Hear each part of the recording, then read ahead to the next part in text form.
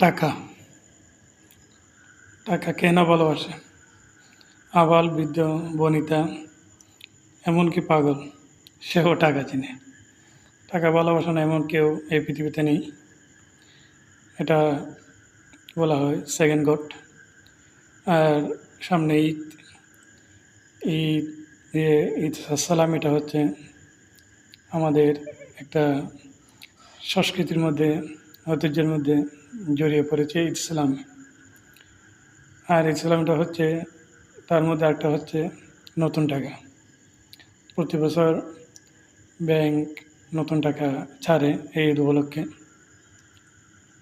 আমরা যখন ছোটো ছিলাম তখন প্রতিটা বাড়িতে সালাম করার সাথে সাথে, প্রথম রুচি করার সাথে সাথে আমাদেরকে দুয়াল মার্কা 2 টাকার নোট অথবা 5 টাকার কচকচে নতুন নোট দেওয়া হতো।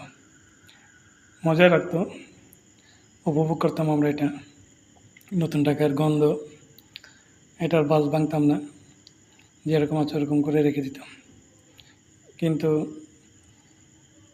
ইদানিং কয়েক বছর ধরে এই নতুন টাকা নিয়ে রমরমা বাণিজ্য হচ্ছে। বাণিজ্যটার কারণে আমরা নতুন টাকার স্বাদ পাচ্ছি না।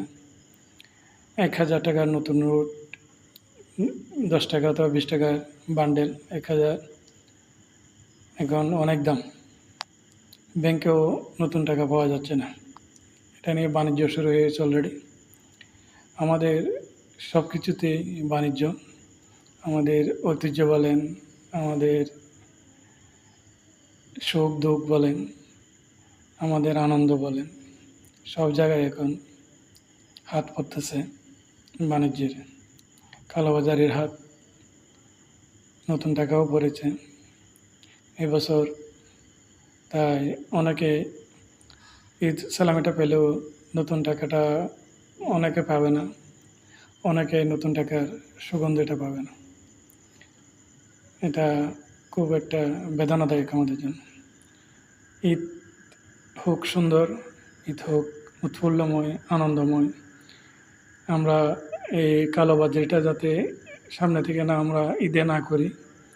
নতুন টাকার গন্ধে, নতুন পোশাকের গন্ধে, নতুন কদম বুঝি, নতুন কোলাকুলির গন্ধেই আমাদের ঈদ কাটুক।